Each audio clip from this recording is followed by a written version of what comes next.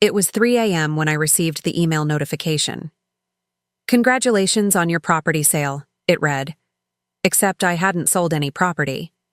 My hands shook as I frantically logged into my investment portal to discover that 4 of my carefully acquired rental properties had been transferred to new owners, all without my knowledge or consent. Before we jump back in, tell us where you're tuning in from, and if this story touches you, make sure you're subscribed, because tomorrow I've saved something extra special for you. In total, nearly $1.2 million in real estate that I had painstakingly built over a decade was gone. The transactions had been processed through a series of legal documents that somehow included my signature. As I stared at my screen in disbelief, my husband Jack rolled over and murmured, "Everything okay, Emma?" "Your parents sold my investment." "Properties," I whispered, my voice trembling with shock. "How is that even possible?" What Jack didn't know, what his parents certainly didn't know, was that I had quietly added special deed restrictions to each property years ago. A precaution my grandmother had advised that I never thought I'd need. Those restrictions were about to change everything. The morning light filtered through our bedroom curtains, casting soft shadows across the polished hardwood floor of our Lakeside Heights home. I hadn't slept at all since discovering the property transfers. My eyes burned from staring at legal documents and frantically searching for answers online. Jack had left early for work, clearly uncomfortable with the confrontation that had erupted when I showed him the email. "My parents wouldn't do that," he had insisted, his voice defensive but his eyes unable to meet mine. "There must be some mistake. They're just helping Ryan get back on his feet after the tech company failed." But there was no mistake. 4 properties, a small apartment complex in Pine Valley Estates, and 3 single-family homes in developing neighborhoods, all legally transferred to new owners with proceeds directed to Fusion Tech Solutions, my brother-in-law Ryan's failed startup. Properties I had purchased with my inheritance and grown through careful management while building my interior design business. I picked up my phone and called the one person I knew would understand. Sophia answered on the second ring, her voice still husky with sleep. "Emma, it's not even 7 yet. What's wrong?" "Everything," I said, my voice breaking. "I need your help. Can you meet me at Harvest Cafe in an hour?" Sophia didn't hesitate. "I'll be there. Do you want me to call Daniel? He might have some financial insight." "Yes, please. And I'm going to call Andrew Coleman, too. I need legal advice immediately." After hanging up, I dressed mechanically, trying to process what had happened. Jack and I had been married for 8 years. We had always maintained separate finances. His family had money from generations of banking, while I had built my own wealth from scratch, starting with my grandmother's modest inheritance. When I shared my plans to invest in real estate, Harold and Martha Wilson had been dismissive, calling it a hobby, while they pumped money into their son Ryan's various business ventures. "Real estate is risky," Harold had pronounced at a family dinner 2 years ago. "Too much maintenance, too many headaches. Stocks and bonds, that's where you should put your money." I had smiled politely and continued purchasing properties anyway, gradually building a small portfolio that generated reliable passive income. Jack had been supportive, or at least indifferent. He was busy climbing the corporate ladder at his father's investment firm, often working late hours and traveling frequently for business meetings. The Harvest Cafe was quiet when I arrived. I claimed a corner table and spread out the documents I had printed, including the original deed restrictions I had added to each property. My grandmother's advice echoed in my mind. "Always protect what's yours, Emma. People change, circumstances change, but good planning remains your best defense." Sophia arrived first, impeccably dressed despite the early hour. Her legal background made her especially valuable in a crisis. "Tell me everything," she said, sliding into the booth. I pushed the papers toward her. Jack's parents somehow transferred ownership of my investment properties to fund Ryan's tech company. They forged my signature on the transfer documents, 4 properties, Sophia. Everything I've worked for. She examined the papers, her expression darkening. These are legitimate transfer documents with what appears to be your signature. How could they possibly have the authority to do this? I don't know, I admitted. But I had added deed restrictions to each property years ago. Restrictions that should have prevented any sale without specific written authorization from me, notarized and verified in person. Sophia's eyes widened as she read the restriction clauses. Emma, this is brilliant. These clauses explicitly state that any transfer without your in-person notarized consent is automatically null and void, with ownership reverting to you immediately. Will it hold up legally? They obviously forged my signature on the transfer documents. That's where Andrew will come in, Sophia said as the cafe door opened and both Daniel Kim and Andrew Coleman walked in together.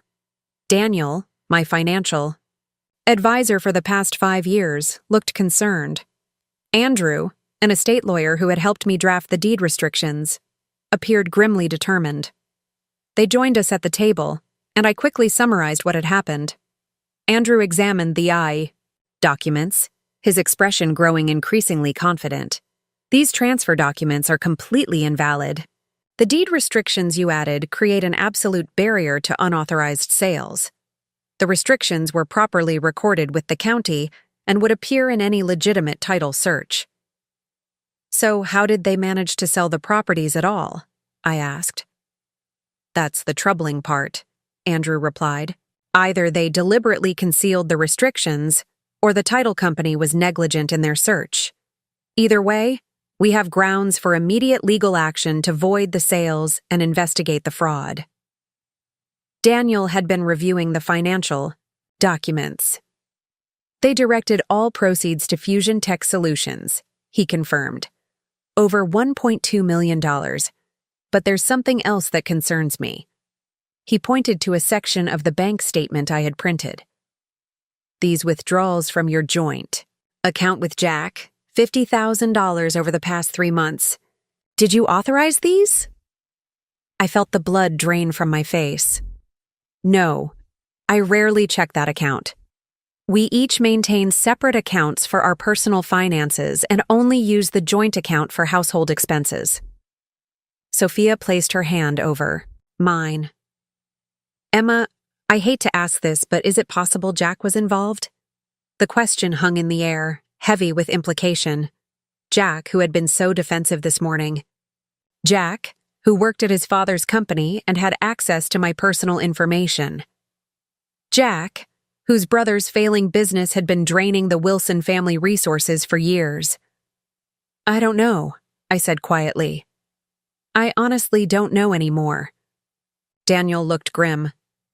We need to act quickly to protect your remaining assets. I recommend freezing the joint account immediately and securing any other investments or properties you have. Andrew was already making notes. I'll file for an emergency injunction today to void the property transfers based on the deed restrictions and apparent fraud. We'll also need to alert the police about the forgery. As they outlined the immediate steps, my phone buzzed with a text from Jack. We need to talk. Ryan and my parents are coming over tonight. Please be reasonable about this. Family helps. Family. I showed the text to the others. Don't confirm or deny anything, Andrew advised. We need to understand exactly what happened before you confront them. In fact, I'd recommend you not be home tonight. Stay with me, Sophia offered. Immediately. I nodded, grateful for her support, but a new thought was forming, one that made my stomach clench with dread. If they accessed my investment properties and forged my signature, what else might they have done? Daniel immediately understood. Let's check your credit report and all your financial accounts right now. Over the next hour, a disturbing pattern emerged. Multiple credit cards had been opened in my name over the past 6 months. A home equity line of credit had been taken out against our house without my knowledge. My signature had been forged on loan documents for Ryan's business, making me a guarantor for over $300,000 in business debt. "This is systematic identity theft and fraud," Andrew said, his voice hard with anger. "And given the timing and nature of these transactions, it had to involve someone with intimate access to your personal information?" "Jack," I whispered, the betrayal cutting deeper than I could have imagined. Preparing and narrating this story took us a lot of time, so if you are enjoying it, subscribe to our channel. It means a lot to us. Now back to the story. My husband of 8 years, the man I had built a life with, had been complicit in his family's scheme to steal my financial security. "We need to go to the police," Sophia insisted. "This goes beyond civil action." I nodded, feeling strangely calm despite the catastrophic revelations. Perhaps it was shock, or perhaps it was the knowledge that my grandmother's advice about the deed restrictions might save me from complete financial ruin. As we prepared to leave for the police station, I received another text from Jack. My parents explained everything. The properties were underwater anyway. Ryan's company just needs a temporary loan. We can discuss repayment terms when you're being more rational. The audacity of his message snapped something inside me. The properties had all been profitable, meticulously maintained, with consistently appreciating values. Jack knew this. He had seen the quarterly reports I received. This wasn't a misunderstanding. It was a calculated betrayal. At the police station, Detective Garcia listened carefully to my account, examining the documents with growing concern. "Financial crimes involving family members are unfortunately common," she explained, "but the scale and sophistication of this one is unusual. The forged signatures, the systematic identity theft, the unauthorized property transfers, this appears to be a coordinated effort." "Will you be able to recover my properties?" I asked, focusing on the most immediate concern. "The deed restrictions you added provide a strong legal basis for voiding the sales," she confirmed. "But these cases can be complicated. The buyers may be innocent third parties who believed they were purchasing the properties legitimately." Andrew leaned forward. "That's why we've already filed for an emergency injunction. The deed restrictions were properly recorded. Any title search should have revealed them, which means either the title company was negligent or someone deliberately concealed them." As Detective Garcia initiated the formal investigation, I felt a strange sense of calm settling over me. The initial shock had given way to a cold clarity. My marriage was over, that much was certain. But thanks to my grandmother's advice and my own foresight in adding those deed restrictions, I might still salvage my financial future. Sophia drove me to her downtown Westbrook apartment, a sleek one-bedroom with panoramic views of the city, skyline. "You can stay as long as you need," she assured me, showing me to her guest room. I need to get some things from the house, I realized. Clothes, important documents, my laptop. "We'll go tomorrow while Jack's at work," Sophia suggested. "Or I can go with you now if you feel up to it." I considered the confrontation that would likely ensue if I returned home while Jack's family was there. Tomorrow is better. I need to think clearly about next steps. That evening, as Sophia ordered takeout from our favorite Thai restaurant, my phone exploded with messages. Jack, alternating between apologetic pleas and thinly veiled accusations that I was overreacting. Martha, my mother-in-law, insisting that family financial matters should be handled privately, not through lawyers. Ryan, claiming he had been assured that I had agreed to invest in his company. I forwarded each message to Andrew without responding. "Document everything," he had advised. "Don't engage directly until we have the full legal strategy in place." Daniel called with updates on securing my remaining assets. "I've frozen all your accounts that Jack might have access to," he reported. "And I've placed fraud alerts on your credit. The good news is that your design business accounts appear untouched. They probably didn't think to look there." Evergreen Design Studio, my interior design firm, had grown steadily over the past 6 years. While not as substantial as my real estate investments, it provided reliable income and was completely separate from the Wilsons' financial sphere. They had always treated it as my little hobby, never taking it seriously enough to consider it a significant asset.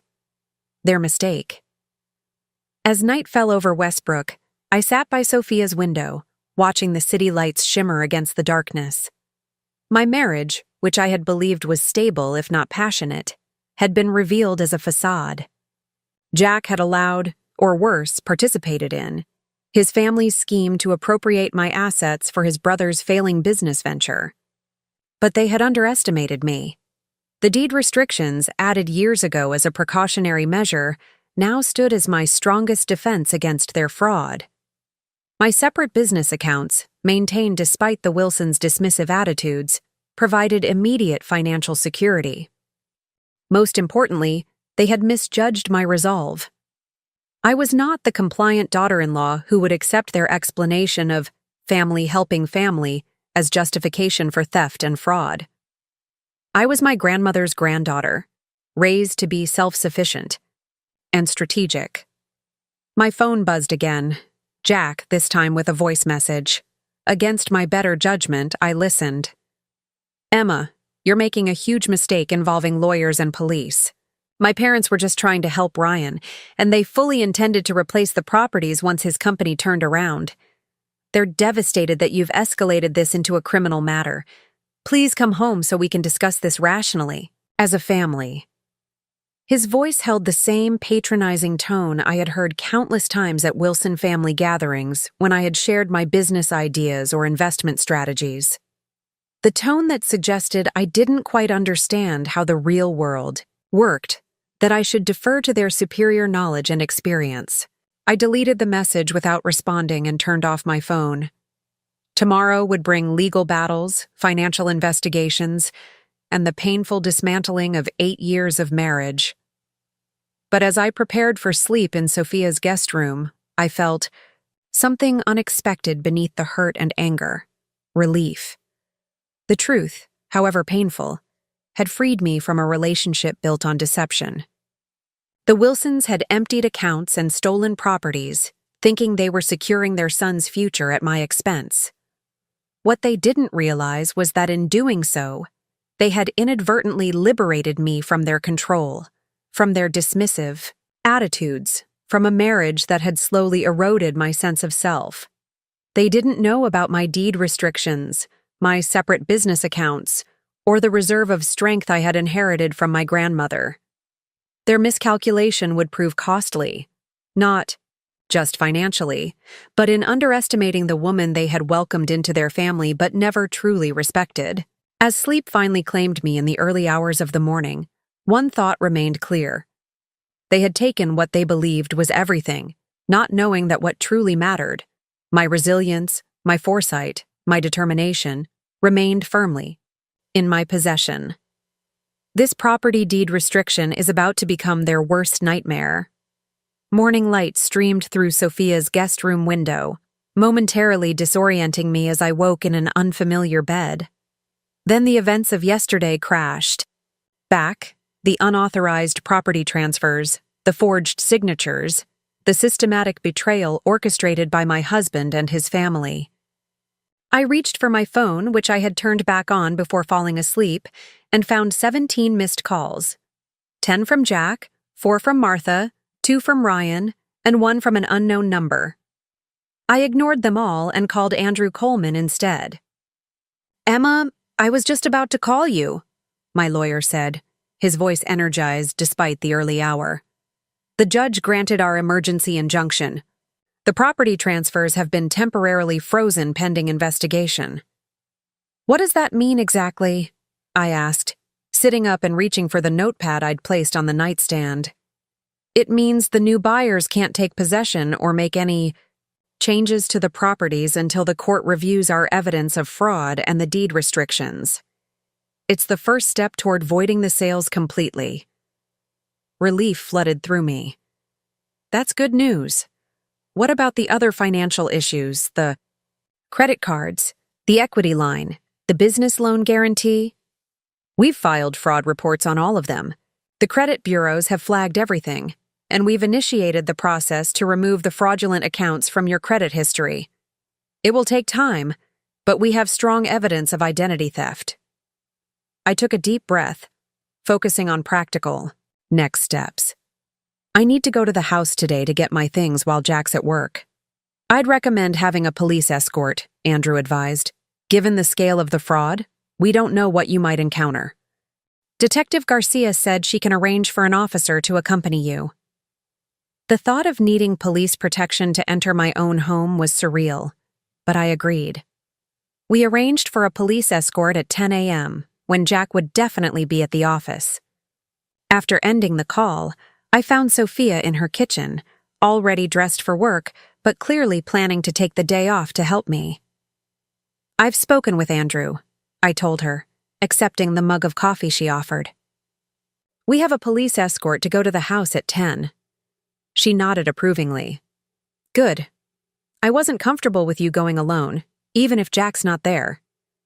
I keep thinking about what else they might have done, I admitted. What other financial traps might be waiting that I haven't discovered yet? Daniel is doing a complete forensic analysis of your finances, Sophia reminded me. And we've frozen everything we know about. Focus on getting your essential belongings today. As we finished our coffee, I checked my email and found a message from Olivia Parker, the real estate agent who had helped me acquire my investment properties. The subject line read, Urgent, Unauthorized Property Listings. Emma, I just learned your Pine Valley apartment complex and 3 other properties have been listed and sold without my involvement. As your agent of record, this raised immediate red flags. The transactions appear to have been handled by Wilson Realty Associates. Please contact me as soon as possible. Wilson Realty Associates, Martha Wilson's company. Another piece of the puzzle clicked into place. My mother-in-law had used her own real estate firm to facilitate the fraudulent sales, likely bypassing standard due diligence processes that would have revealed the deed restrictions. I forwarded the email to Andrew, adding this new information to the growing evidence of deliberate fraud. At precisely 10 a.m., Detective Garcia arrived at Sophia's apartment building, accompanied by a uniformed officer named Ramirez. She updated us on the investigation as we drove to Lakeside Heights. We've interviewed 2 of the property buyers, she explained. Both claim they were assured by Martha Wilson that she had full authority to sell the properties on your behalf. She apparently presented documents showing you had authorized her to act as your agent. I never signed any such documents, I said firmly. We know. The signatures are clear forgeries, similar to those on the transfer deeds. The fraud unit is building a comprehensive case. As we turned onto my street, anxiety tightened my chest. The colonial-style house Jack and I had purchased 3 years ago came into view, its familiar facade now seeming like a stage set for a life that had been partially illusory. Jack's car isn't here, I noted with relief as we pulled into the driveway. We'll still proceed with caution, Detective Garcia advised. Officer Ramirez will enter first to ensure the premises are secure. After confirming the house was empty, we entered. Nothing appeared immediately different in the foyer or living room, but when I reached our home office, I found clear evidence of disturbance. Filing cabinets stood open, with empty folders scattered across the desk. The locked drawer where I kept important documents had been forced open. They were looking for something specific, Detective Garcia observed, carefully, photographing the scene without touching anything. Property deeds, I realized. The original documents with the restriction clauses. I kept copies here, but the originals are in my safe deposit box at First Meridian Trust. A quick check confirmed my suspicion. The folder labeled Property. Deeds was empty, though I knew I had placed copies there. I moved quickly through the house, gathering essential clothing, personal items, and my laptop. In the master bedroom, I noticed several pieces of my jewelry were missing from my dresser box, including a sapphire pendant my grandmother had given me. You should document everything that's missing, Detective Garcia advised, continuing to take photographs. It strengthens the case for premeditated theft. In the kitchen, I found a notepad by the phone with Jack's handwriting. Meet Ryan and parents. Irvwer 7. Property O transfer complete. Explain to E.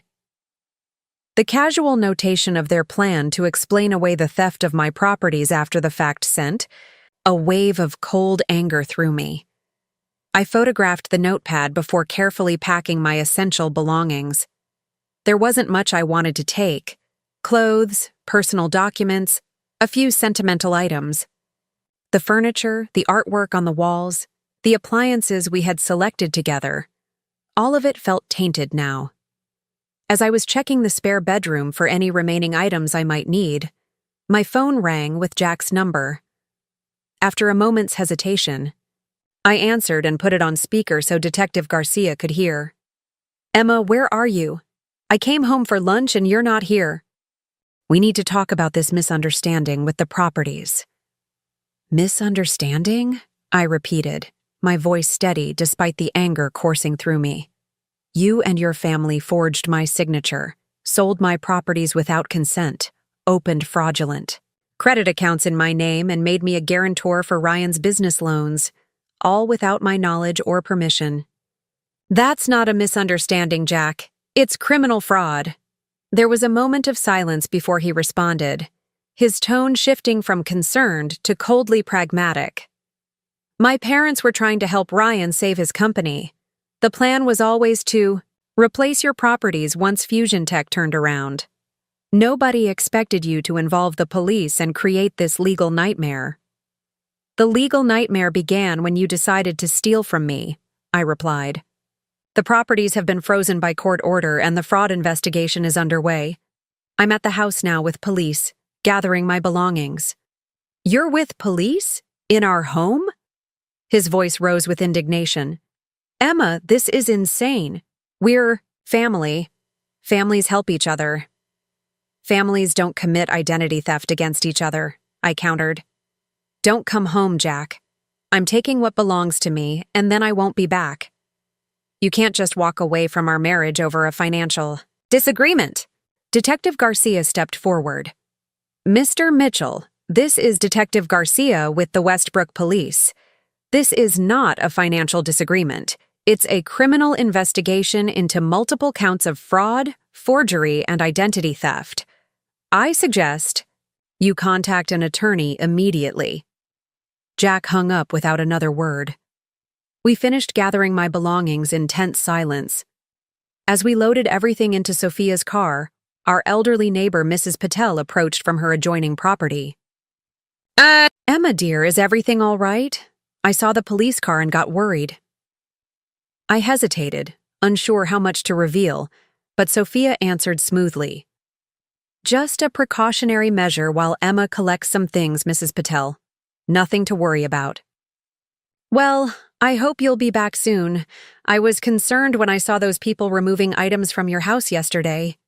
My attention snapped to her. "What people, Mrs. Patel?" "A blonde woman and two men. They brought a small moving truck and took quite a few things. I assumed you knew about it, though it did seem odd they came while you were away." Detective Garcia immediately showed Mrs. Patel her badge. "Ma'am, do you remember what time this was and what specifically they removed from the house?" "It was around noon. They took what looked like artwork, some electronics, and several boxes. One of the men called the woman Martha. I remember thinking it was the same name as George Washington's wife." She smiled apologetically. "I have an interest in historical trivia. Martha Wilson. My mother-in-law had been removing valuables from my home even as I discovered the property theft." Detective Garcia took Mrs. Patel's formal statement while Officer Ramirez checked the house again, this time noting additional missing items: our large television, Jack's expensive sound system, the antique clock from the mantel, and several pieces of artwork. "They're liquidating assets," Sophia murmured as we watched the officers document the new evidence. "Taking anything of value they can easily transport and sell." "But why?" I wondered. If Ryan's business needed capital, surely Harold could have provided it. The Wilsons have substantial wealth of their own. "Maybe not anymore," Sophia suggested. Ryan's company might have already burned through their available cash, or perhaps they've overextended themselves in other ways. The thought was unsettling. If the Wilsons were in financial trouble severe enough to risk criminal charges by stealing my properties, what else might they be desperate enough to do? As we prepared to leave, I took one last look at the house Jack and I had shared. Despite its comfortable furnishings and tasteful decor, much of which I had selected with my designer's eye, it had never fully felt like my home.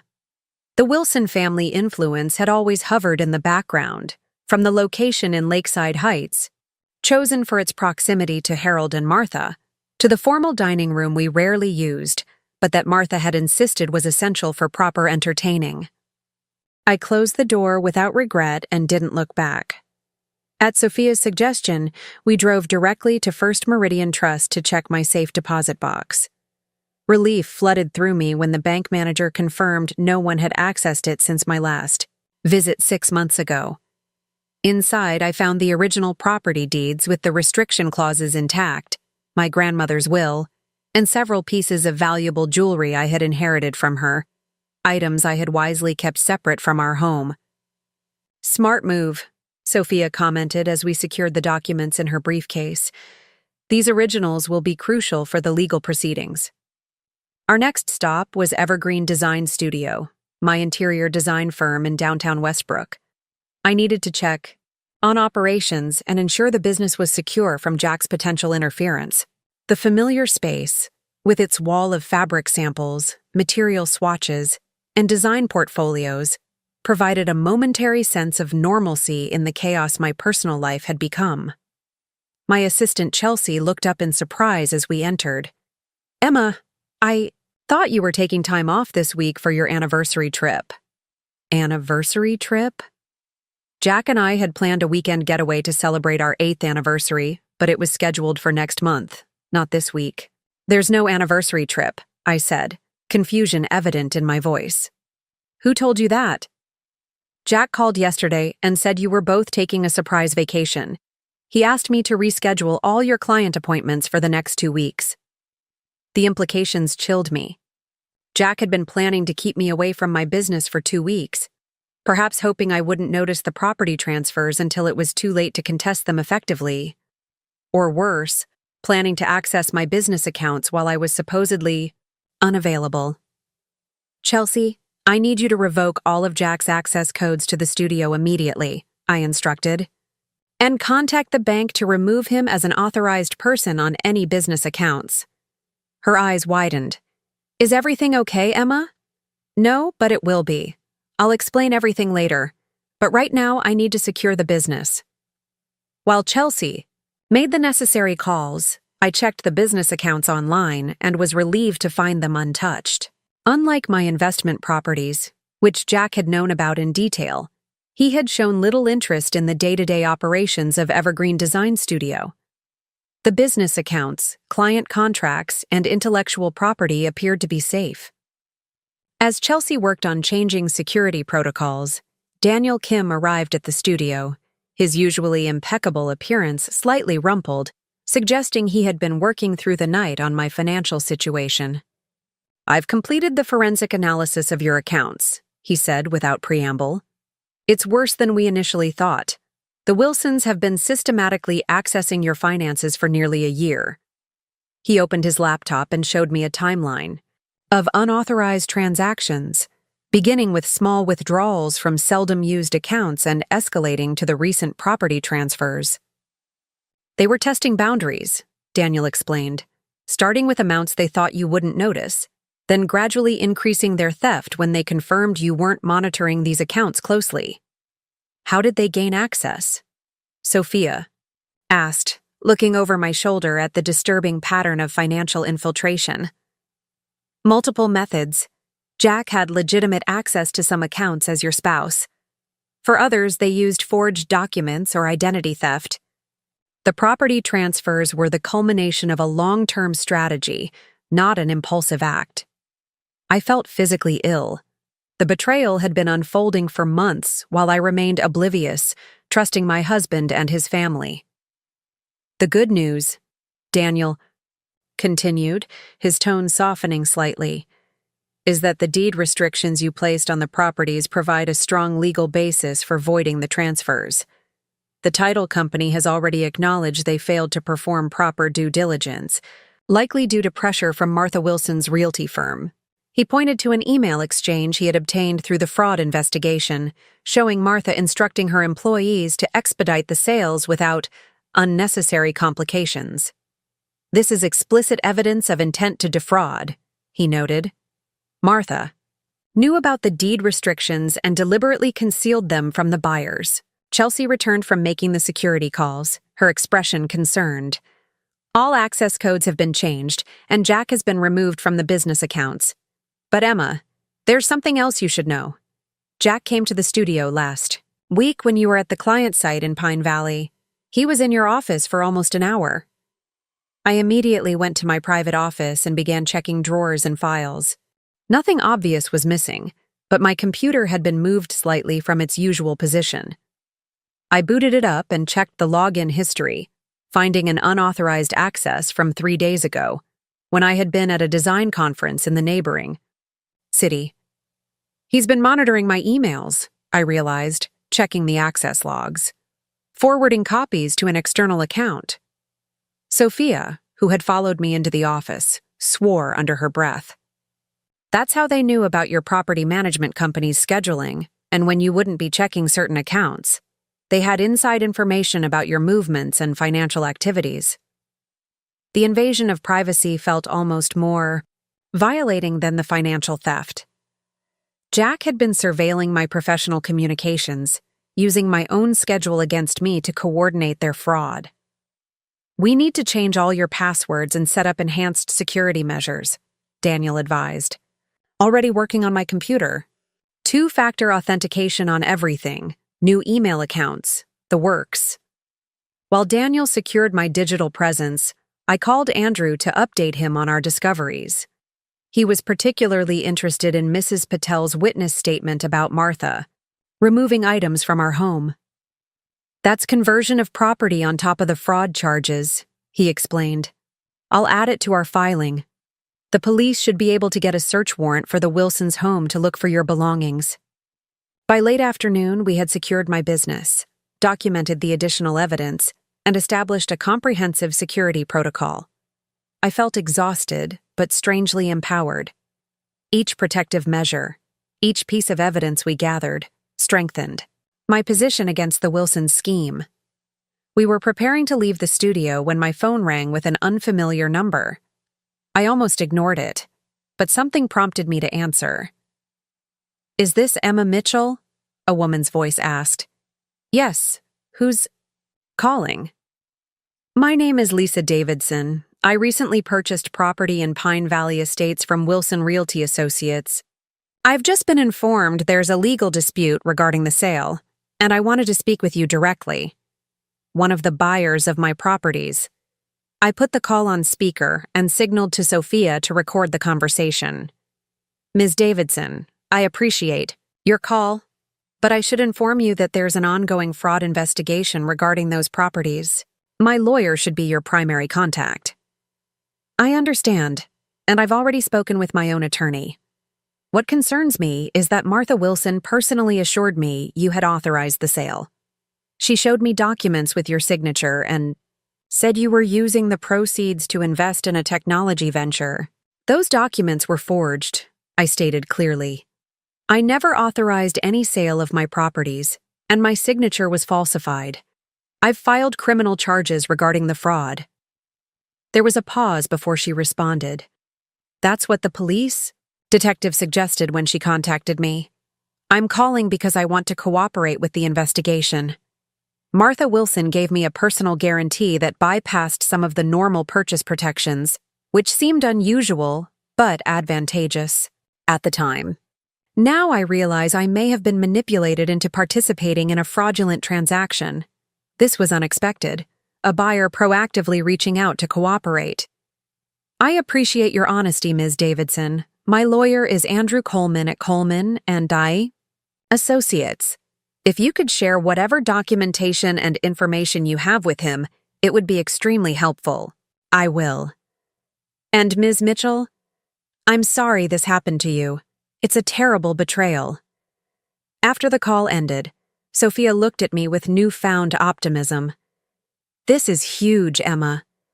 A cooperative buyer who can testify about Martha's deceptive practices strengthens our case enormously. I nodded, feeling a small measure of vindication. The Wilsons had been so confident in their scheme that they had left a trail of evidence and witnesses. Their arrogance would be their undoing. As we left Evergreen Design Studio, my phone buzzed with a text from Jack. My parents' lawyer says your deed restrictions won't hold up. Stop making this worse than it needs to be. We can still fix this as a family. I showed the message to Sophia, who scoffed. They're bluffing. Those restrictions were properly filed and ironclad. Andrew had them reviewed by 3 separate real estate attorneys before implementation. I know, I replied, deleting the message without responding. Jack always underestimated me. The whole family did. They saw my properties as easy targets because they never respected my business acumen. The late afternoon sun cast long shadows as we drove back to Sophia's apartment. Despite the emotional and physical exhaustion of the day, I felt a growing sense of resolve. The Wilsons had orchestrated an elaborate fraud to appropriate my assets, but they had miscalculated on multiple fronts. The legal protections I had put in place, the evidence trail they had created, and most significantly, my determination to fight back. Daniel met us at Sophia's apartment with additional updates. The forensic accountant I've been working with has traced the money from your property sales, he reported. As we suspected, it went directly to Fusion Tech Solutions, but from there, most of it was immediately transferred to cover existing debts, including several high-interest loans in Ryan's name. How much debt are we talking about? I asked. Over $2 million, Daniel replied grimly. Your properties were essentially sold to pay off Ryan's creditors, not to fund new business operations. So the company isn't just failing, it's already functionally bankrupt, Sophia observed. Daniel nodded. Based on the financial records we've obtained, Fusion Tech has been insolvent for at least 6 months. The Wilsons have been keeping it artificially alive by injecting capital, and when they ran out of their own resources, they came after mine, I finished. The picture was becoming clearer. The Wilsons, having depleted their own liquid assets supporting Ryan's failing business, had turned to my properties as a last-ditch source of capital.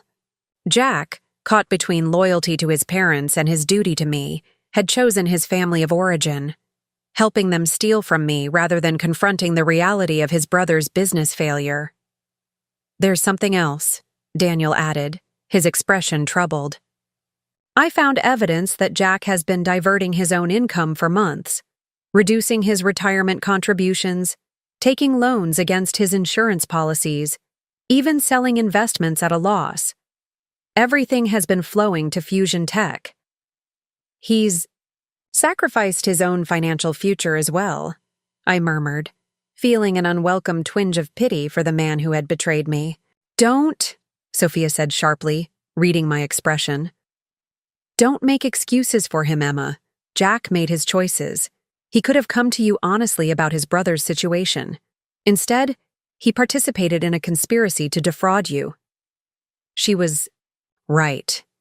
Whatever financial pressure the Wilsons faced, whatever family loyalty Jack felt, nothing justified the systematic theft and fraud they had perpetrated against me. As evening fell, Andrew called with an update that solidified our legal position. The judge has reviewed our preliminary evidence and expanded the emergency injunction. All property transfers are officially voided pending full investigation, and the Wilsons are prohibited from accessing or transferring any additional assets that might be subject to recovery claims. What does that mean exactly? I asked. It means your properties legally revert to your ownership immediately, and the Wilsons can't sell or transfer any of their own assets until the court determines what compensation you're entitled to for damages. It was the first unequivocally positive development since discovering the fraud. My properties, the apartment complex and 3 single-family homes I had carefully acquired and maintained, would be returned to me.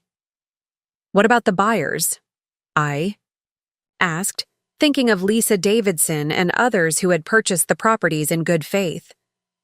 They'll have claims against Martha's realty company and the title company that failed to identify the deed restrictions, Andrew explained. The court has already determined they were victims of misrepresentation, which shields them from financial liability while still allowing your properties to be returned. After ending the call, I sat quietly by Sophia's window, watching the city lights emerge against the darkening sky. The day had been a roller coaster of revelations, each more disturbing than the last, yet I felt strangely at peace. The initial shock had given way to strategic action, and the actions were yielding results. The Wilson family had seen me as an easy target, a compliant daughter-in-law who would accept their explanation of family helping family as justification for theft. They had dismissed my business acumen, underestimated my legal preparations, and misjudged my resolve. Their miscalculation would cost them dearly, not just in legal consequences and financial restitution, but in the loss of the relationship they had exploited. Whatever happened next, I would never again be under their influence or control. My phone buzzed with another text from Jack. "Emma, please. My parents are frantic. The police came with a search warrant. This is tearing our family apart."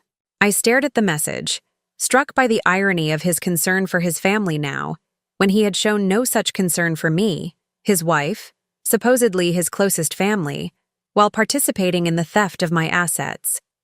For the first time since discovering the betrayal, I responded, "The family was torn apart when you decided to steal from me. Don't contact me again except through my lawyer." I blocked his number and turned back to the window, feeling lighter for having established that boundary. The Wilsons had taken what they thought was everything, not knowing that what truly mattered, my resilience, my legal protections, my support network, and my determination, remained firmly in my possession. They had emptied accounts and stolen properties, thinking they were securing their son's future at my expense. Instead, they had set in motion their own downfall. The legal proceedings moved with unexpected speed over the next 2 weeks. Andrew had assembled a team of attorneys specializing in real estate fraud, identity theft, and financial crimes. The evidence against the Wilson family was overwhelming, strengthened by Lisa Davidson and 2 other property buyers who came forward with similar accounts of Martha Wilson's deceptive sales tactics. I settled into a temporary routine at Sophia's apartment, working remotely for Evergreen Design Studio, and attending regular meetings with the legal team. The initial shock had given way to a steady determination to reclaim what was mine and hold the Wilsons accountable for their actions. The district attorney has formally charged Harold, Martha, and Ryan Wilson with multiple counts of fraud, forgery, and identity theft, Andrew informed me during our morning briefing. Jack is facing separate charges as an accomplice, though his attorney has approached us about a potential cooperation agreement. "What kind of agreement?" I asked, surprised that Jack would turn against his family.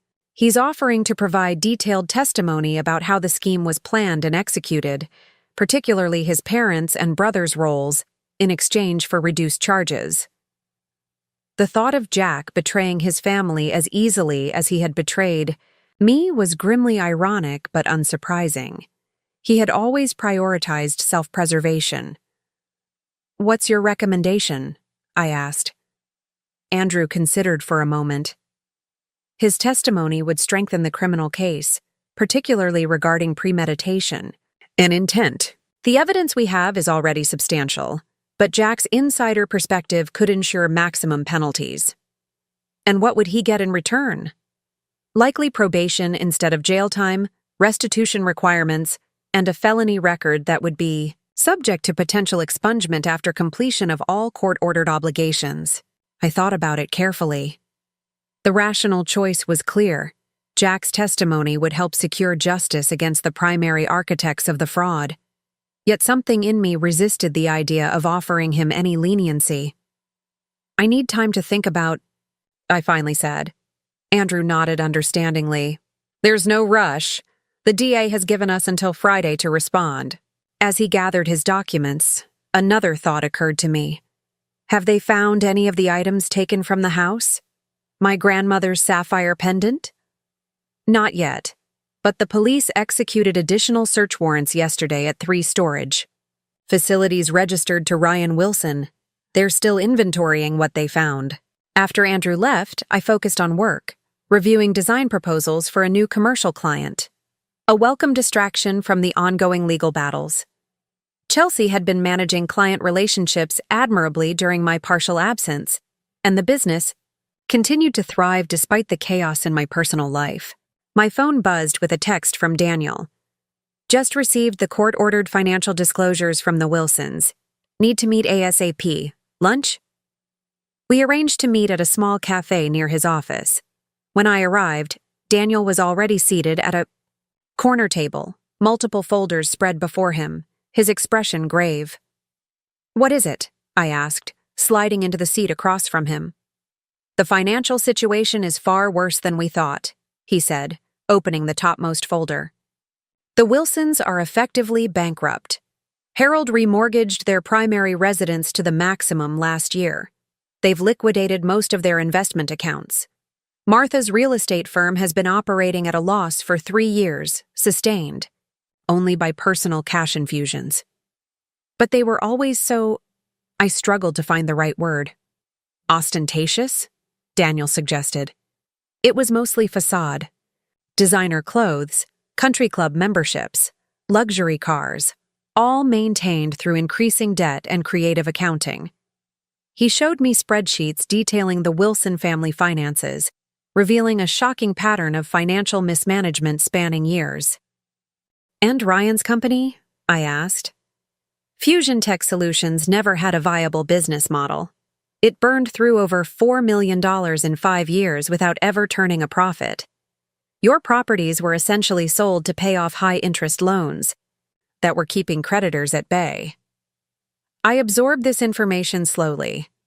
The Wilsons, who had always projected such affluence and financial acumen, who had dismissed my modest real estate investments as amateur endeavors, had been living beyond their means for years while systematically depleting their assets.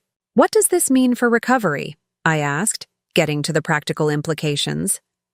Daniel sighed. "It complicates things. The good news is that your properties have been legally returned to you through the court order voiding the fraudulent sales. But recovering additional damages for the identity theft, credit fraud, stolen items will be challenging given their financial state." "I'm not concerned about additional damages," I said, surprising myself with the realization as I spoke. "Having my properties back and seeing justice served is enough."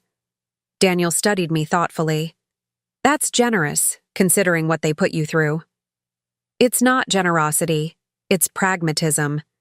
I want to focus on rebuilding my life, not chasing compensation from people who can't pay it." Our food arrived, and we shifted to discussing the status of my restored properties. The management company I had contracted with before the fraud had maintained operations throughout the legal proceedings, ensuring rental income continued to flow. "The title company has agreed to compensate the buyers who purchased your properties," Daniel explained. "Their negligence in not identifying the deed restrictions makes them liable for the failed transactions." "What about Martha's realty company?" I asked. "They deliberately concealed the restrictions." "Wilson Realty Associates is facing multiple lawsuits and regulatory investigations. Their professional liability insurance will likely cover some claims, but the company itself appears headed for dissolution." The systematic dismantling of the Wilson family's financial empire, built partly on appearance and partly on increasingly desperate maneuvers, was occurring with remarkable speed. As we finished lunch, my phone rang with an unknown number. I almost ignored it, wary of more unwanted contact from the Wilsons, but decided to answer. "Emma Mitchell?" a man's voice asked. "Yes, who's calling?" "This is Detective Ramirez. We've recovered some items from the storage units registered to Ryan Wilson that we believe belong to you. Would you be available to come to the station to identify them?" "Yes, absolutely. When would be convenient?" This afternoon, if possible. We'd like to move forward with the property theft charges. I agreed to meet him at 3 p.m. and ended the call, a small flutter of hope rising at the possibility of recovering my grandmother's pendant. After lunch, I returned to Sophia's apartment to prepare for the police station visit. As I changed clothes, my phone buzzed with an email notification from my real estate management company. The subject line caught my attention immediately. Unexpected property inspection findings. The email detailed a routine inspection of the Pine Valley apartment complex, my largest investment property, which had revealed significant unreported damage to 2 units, apparently occurring during the brief period when the property was under disputed ownership. The units appear to have been hastily renovated with substandard materials, the property manager wrote. Walls were removed without proper permits or structural considerations, electrical work was done that doesn't meet code, and plumbing has been significantly altered, resulting in water damage to surrounding units. Photos attached to the email showed shocking changes. Load-bearing walls knocked out, exposed wiring hanging from ceilings, bathroom fixtures removed and not properly capped.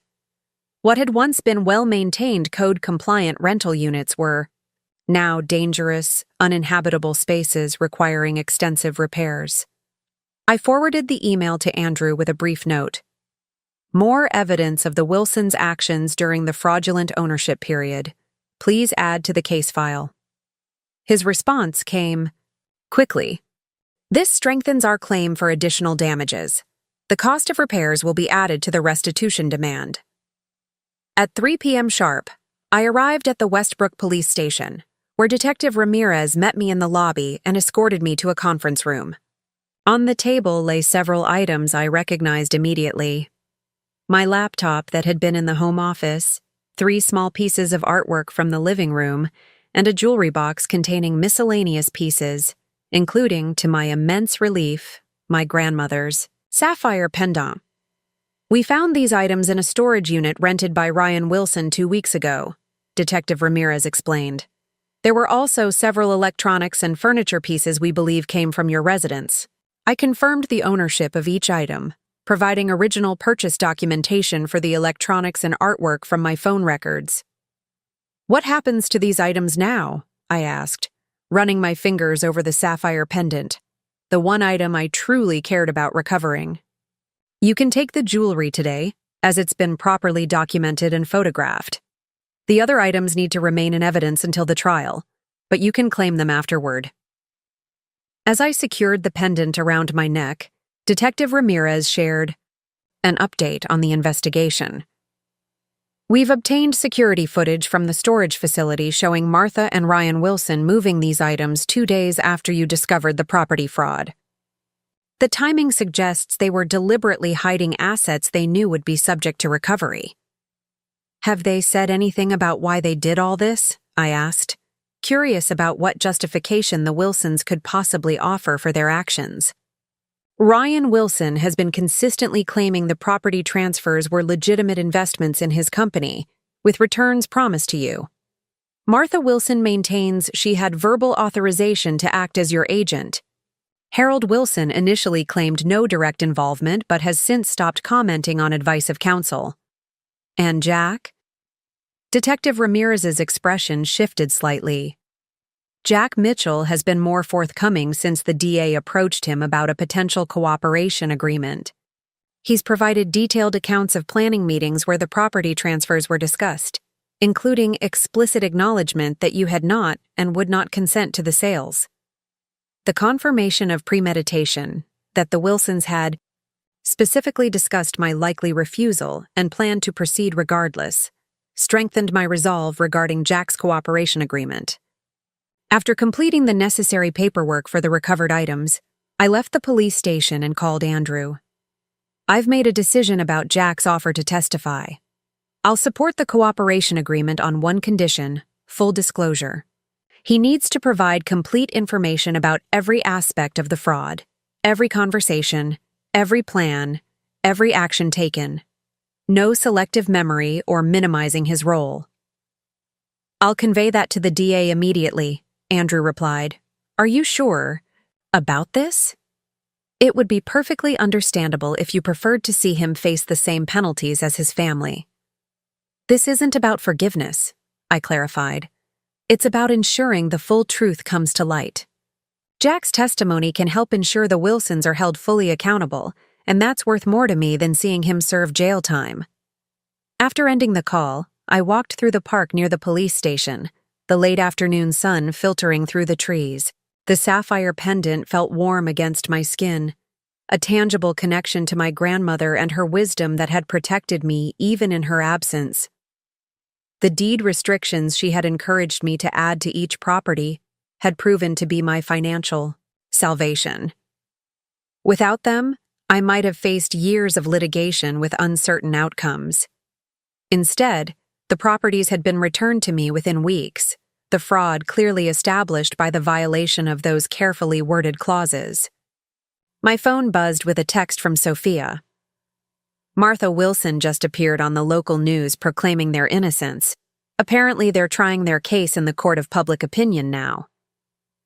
I found a bench and quickly located the news clip online. Martha Wilson, impeccably dressed as always in a conservative blue suit, stood outside the courthouse flanked by an attorney I didn't recognize. "These allegations against my family are completely unfounded," she declared, her voice steady, but her eyes betraying tension.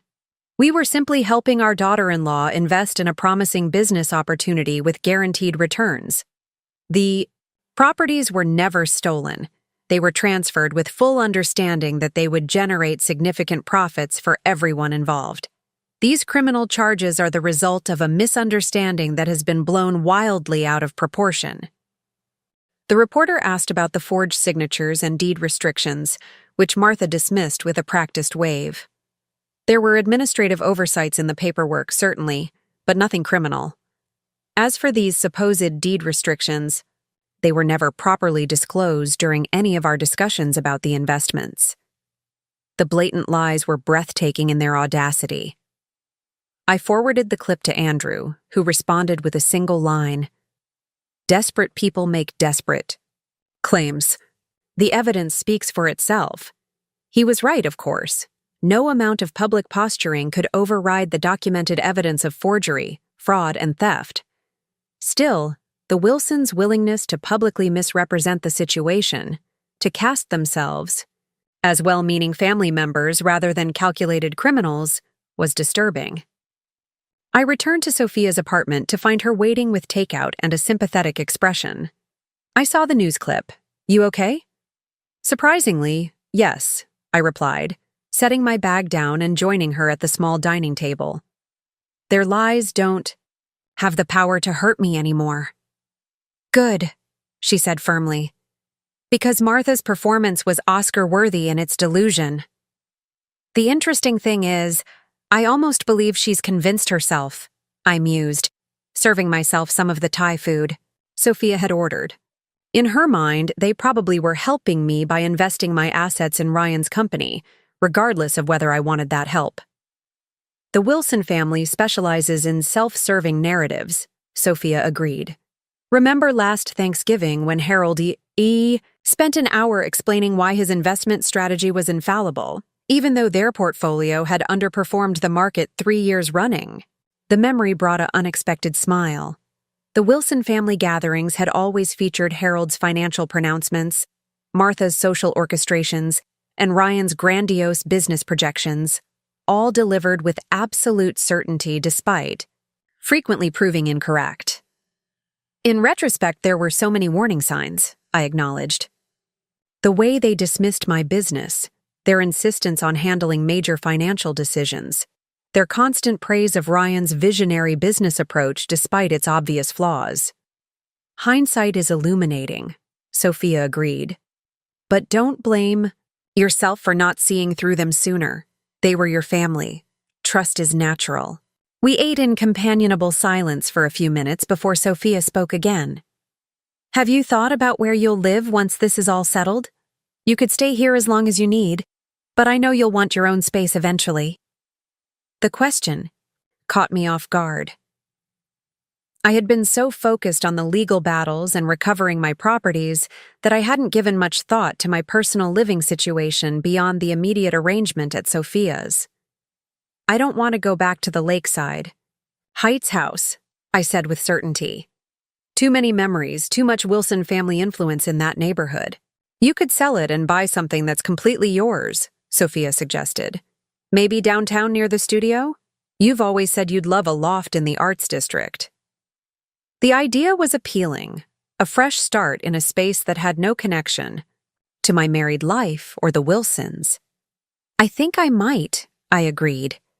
Once the divorce is finalized and ownership of the house is settled. Have you heard anything about the divorce proceedings? I shook my head. Andrew filed the petition citing fraud and abandonment, but with everything else happening, it hasn't been the priority. Jack hasn't contested it at least. Small mercies, Sophia muttered. After dinner, I checked my email and found a message from Chelsea at Evergreen Design Studio. Subject: Urgent, potential new client, Maple Ridge Development Group. The email explained that Maple Ridge, one of the largest property development companies in the region, had requested a meeting to discuss interior design services for their new luxury apartment complex downtown. It would be the biggest commercial contract in Evergreen's history if secured. They specifically requested you for the initial consultation, Chelsea wrote. Apparently, the CEO was impressed by your work on the Westbrook Community Center last year.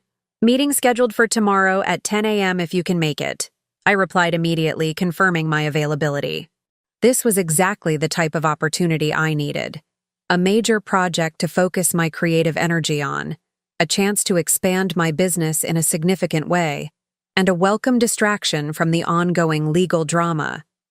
The next morning, I dressed with particular care for the Maple Ridge meeting, selecting a tailored navy suit that projected professional confidence. Sophia helped me prepare my portfolio, highlighting commercial projects that showcased my ability to handle large-scale design work. You're going to nail this, she assured me as I gathered my materials. Focus on your expertise and let everything else fade into the background for a few hours. The Maple Ridge Development Group occupied the top 3 floors of a sleek glass tower in downtown Westbrook. I was escorted to a conference room with floor-to-ceiling windows offering spectacular views of the city skyline. The CEO, Elaine Thornton, greeted me with a firm handshake and genuine warmth. Emma Mitchell, I've been following your work since the Westbrook Community Center. Your ability to blend functionality with distinctive aesthetic elements is exactly what we're looking for in our new development. For the next 2 hours, I was blissfully immersed in a world of design concepts, material selections, and budget considerations, a realm where my expertise was valued and my professional judgment respected.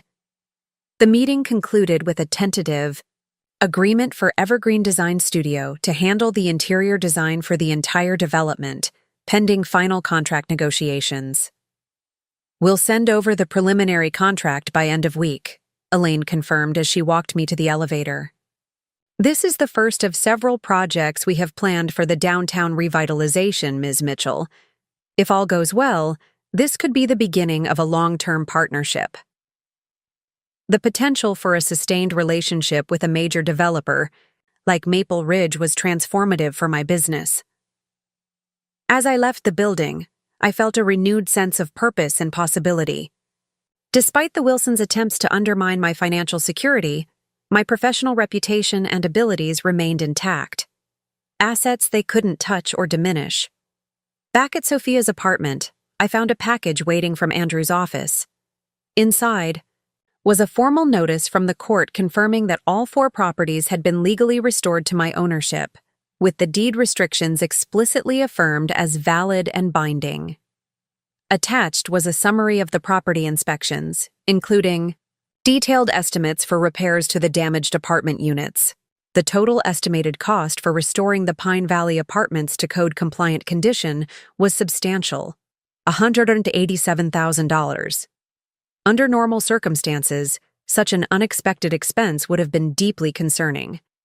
But after nearly losing the properties, Entirely, the repair costs felt manageable, a problem I could solve through conventional financing if necessary. I called the property management company to authorize emergency repairs addressing the most critical safety issues, then contacted my insurance provider to determine what portion of the damage might be covered under my policy. The representative was surprisingly optimistic after hearing the circumstances. Since the damage occurred during a period of fraudulent ownership and has been documented as part of a criminal case, our Special Investigations Unit will likely approve coverage under your policy's crime protection clause, she explained. We'll need copies of the police reports and court documents, of course.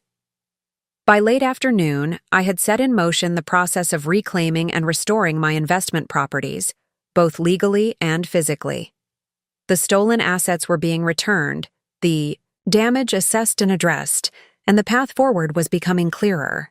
My phone rang with Andrew's number. "Good news," he said without preamble. "Jack has agreed to your terms for the cooperation agreement. Full disclosure, no minimizing his role. The DA is satisfied with the arrangement and believes his testimony will significantly strengthen the case against Harold, Martha, and Ryan." "When will he provide his statement?" I asked.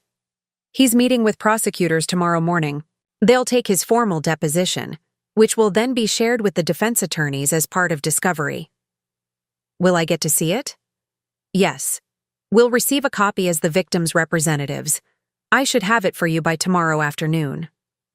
After ending the call, I felt a complex mixture of emotions about Jack's cooperation. There was no satisfaction in his betrayal of his family, even though they had all betrayed me first. No pleasure in imagining the Wilsons' reaction to learning their son and brother had turned against them to save himself. Yet I couldn't deny the practical value of his testimony in ensuring justice was served. Sophia returned from work and found me sitting by the window, lost in thought. "Everything okay? You look troubled." I shared the update about Jack's cooperation agreement and my conflicted feelings about it. "It's natural to feel ambivalent," she assured me. "You were married to him for 8 years. Despite everything, there's history there." "It's not that I care about him anymore," I clarified. "It's more that I'm disappointed in the whole situation, that my marriage was to someone capable of such calculating betrayal, that his family was so willing to steal from me that he's now willing to turn on them to protect himself. The Wilsons created this situation, Emma, not you. Their choices led to these consequences." She was right, of course. The Wilsons' actions, the fraud, the theft, the lies, had set these events in motion. Jack's decision to cooperate with prosecutors was simply the latest in a series of self-serving choices he had made. That evening, I declined Sophia's dinner invitation, needing some time alone to process the day's developments. I ordered delivery and spent the evening reviewing the preliminary contract from Maple Ridge Development Group, focusing my mind on the creative possibilities of the project rather than the ongoing legal battles. Just before midnight, as I was preparing for bed, my phone buzzed with a text from an unknown number. "This is Martha Wilson. We need to talk privately. I can explain everything. Please call me at this number tomorrow. No lawyers." I stared at the message, shocked by Martha's audacity in contacting me directly, despite the restraining order that prohibited any communication from the Wilson family. This was yet another violation to add to the growing list. Without responding, I forwarded the message to Andrew and Detective Garcia, noting the violation of the restraining order. Then I blocked the number and turned off my phone. Martha's attempt to establish direct contact was likely a desperate move to undermine the legal proceedings, perhaps hoping to persuade me to drop charges or accept some nominal settlement. The timing, coming just after Jack had agreed to cooperate with prosecutors, suggested the Wilsons were feeling the walls closing in. As I drifted towards sleep, I found myself thinking about the deed restrictions that had proven so crucial to recovering my properties. My grandmother's insistence on that additional layer of protection had seemed excessive at the time, a precaution against unlikely scenarios. Now it appeared almost prescient, as if she had somehow anticipated that my assets might one day be targeted by those I trusted. Always protect what's yours, Emma, she had told me. People change, circumstances change, but good planning remains your best defense. Those words had guided my decision to add the deed restrictions, to maintain separate business accounts, to keep certain assets completely independent from my marriage. Without realizing it, I had been preparing for this crisis long before it arrived. The Wilsons had seen my properties as easy targets, my financial independence as an obstacle to be overcome in service of their own interests.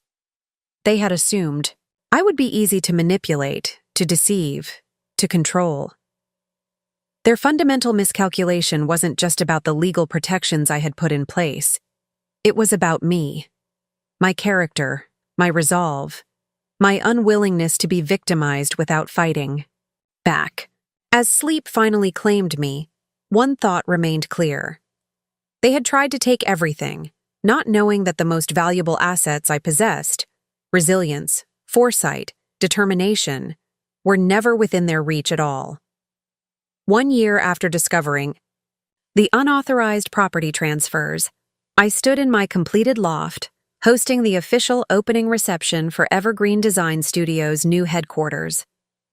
The renovation had transformed not just my living space, but the entire floor below into a showcase for my design philosophy. Industrial elements softened with natural materials, functionality enhanced by beauty, traditional craftsmanship complemented by modern innovation. "This is spectacular, Emma," Elaine Thornton commented, the CEO of Maple Ridge Development Group, circling the central display area where material samples, design boards, and 3D renderings demonstrated our creative process. "I knew you had vision, but seeing how you've transformed this space confirms we made the right choice partnering with you." The Maple Ridge project had been completed ahead of schedule and under budget, with every unit in the luxury complex leased before construction was fully finished. The success had led to 2 additional contracts with Maple Ridge and inquiries from competing developers eager to capture the distinctive aesthetic that was becoming Evergreen's signature. "Thank you for taking a chance on us," I replied, genuinely, grateful for the opportunity that had come at such a pivotal moment in my professional and personal life. "Your project helped us level up in every aspect of our operation." Sophia approached, champagne glass in hand, having just finished giving Daniel and Andrew a tour of the new conference facilities. "The journalists from Design Quarterly just arrived. They're setting up for the interview in your office." The national publication had requested a feature on Evergreen's rapid expansion and innovative approach to commercial design. The exposure would further cement our position as a leading studio in the region, potentially opening doors to projects beyond Westbrook. "I'll be right there," I assured her, excusing myself from Elaine with a promise to continue our conversation about upcoming development opportunities. My office occupied the corner of the studio space, with windows overlooking the arts district and the river beyond. I had designed it to be both functional and symbolic. Glass walls representing transparency, a substantial desk anchoring the room like a declaration of permanence, carefully chosen artwork reflecting creativity and resilience. The journalist, Catherine Lynn, greeted me with professional warmth. "Ms. Mitchell, thank you for making time during your reception. Your studio's transformation over the past year has become something of a legend in design circles." "Hardly a legend," I demurred, taking a seat across from her. "Just a natural evolution accelerated by unexpected circumstances. Those circumstances being the fraudulent transfer of your investment properties and subsequent legal battle with your former in-laws?" Catherine asked directly, though not unkindly. I had expected the question. The story had received considerable local coverage during the criminal proceedings, with business publications noting the unusual deed restrictions that had proven so crucial to the resolution. That was certainly a catalyst, I acknowledged. But Evergreen's growth is more about recognizing opportunities and building on solid foundations than reacting to setbacks. Catherine nodded, activating her recorder with my permission. "Your property deed restrictions have become something of a case study in financial self-protection. Was that level of foresight unusual for you, or part of a broader approach to security? My grandmother taught me to protect what I valued, I explained. She believed in preparation without paranoia, taking reasonable precautions while still living openly and generously. The deed restrictions were one example of that philosophy. And those restrictions essentially saved your investment portfolio? They provided the legal foundation for voiding the fraudulent transfers immediately, rather than enduring years of litigation with uncertain outcomes. Time was the critical factor. Each day the properties remained in limbo represented lost income and opportunities. The interview continued, touching on Evergreen's design approach, our expanding client base, and plans for the future. Catherine was thorough and insightful, asking about the integration of sustainable materials and universal design principles that had become central to our commercial projects. As we concluded, she asked one final question. Many people would have been consumed by bitterness after such a profound betrayal by family. Yet you've channeled that experience into remarkable growth, both professionally and personally. How did you manage that transition from victim to victor? I considered my response carefully. I never saw myself as either victim or victor. Those labels suggest a battle where one side must lose for the other to win.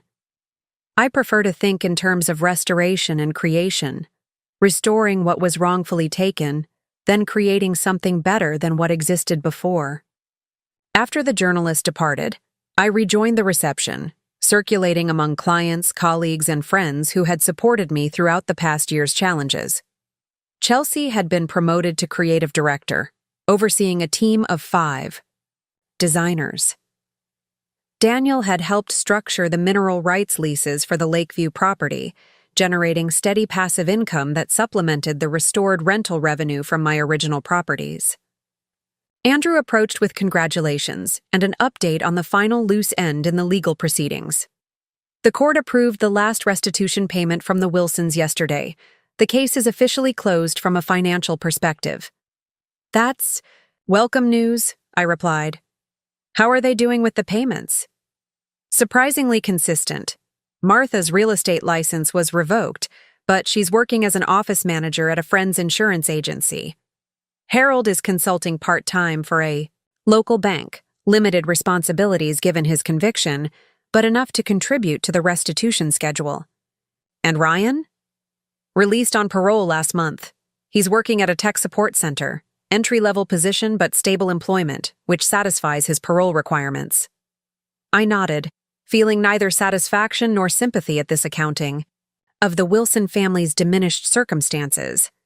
Their actions had earned consequences, and they were facing them with more dignity than I might have expected. And Jack?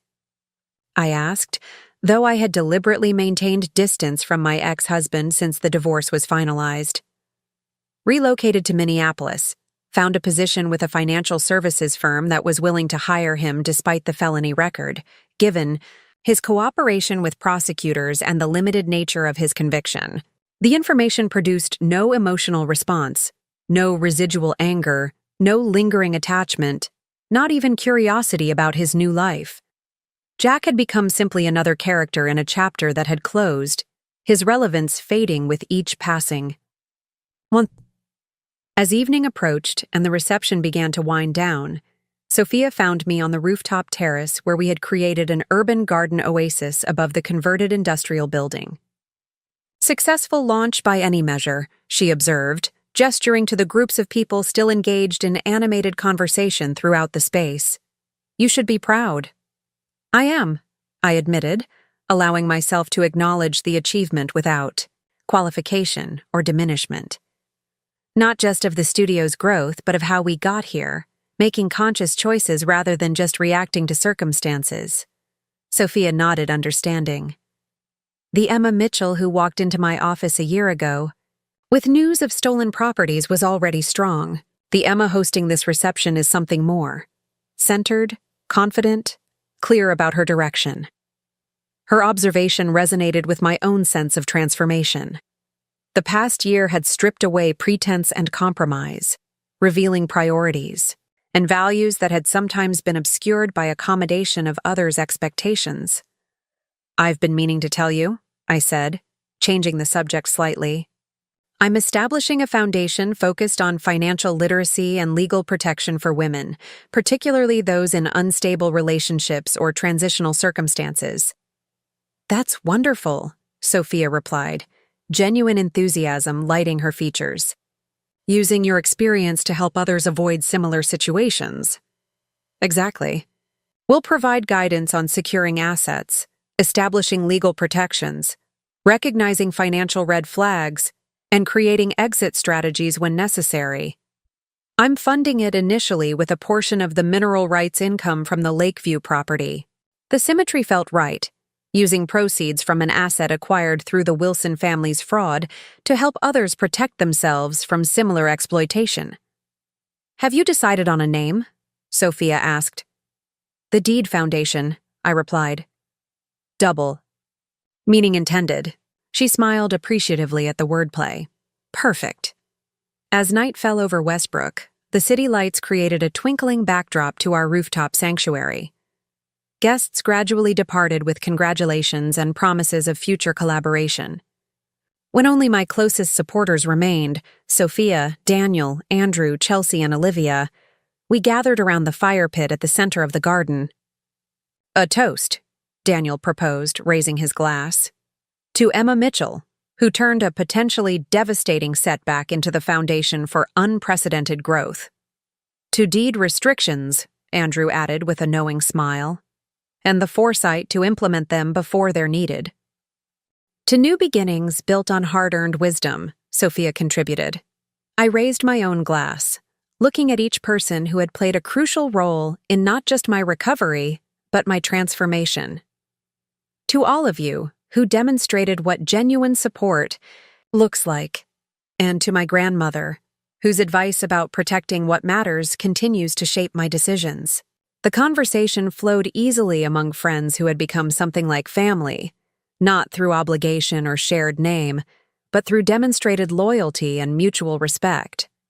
As midnight approached, I found myself alone on the terrace after the others had departed, contemplating the city skyline and the journey of the past year.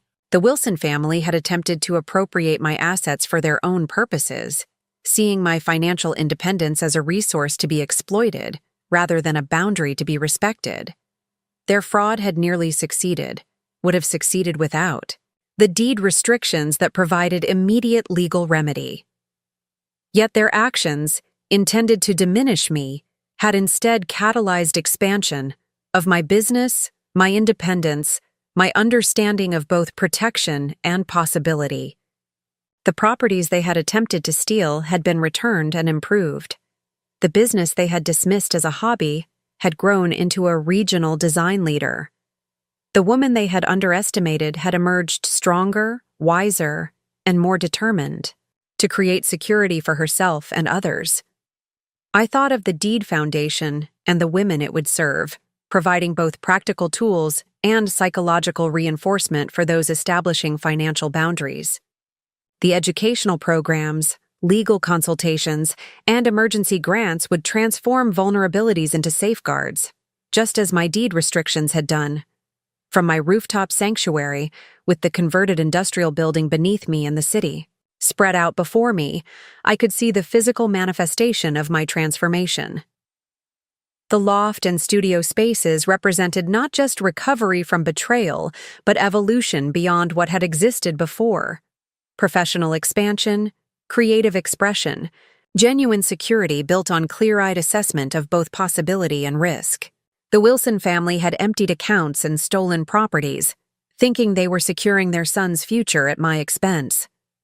They couldn't have anticipated how thoroughly that calculation would backfire, how the deed restrictions would invalidate their fraud, how the legal consequences would diminish their social and financial standing, how the Lakeview property transferred as restitution would provide ongoing income through mineral rights they had failed to properly value.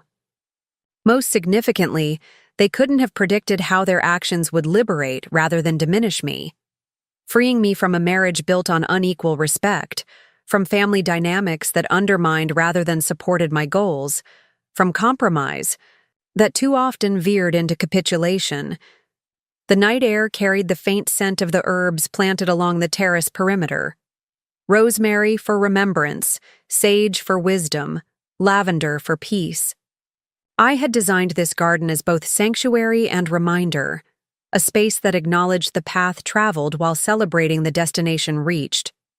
Tomorrow would bring new clients, new projects, new opportunities to create environments that reflected intentional design rather than circumstance.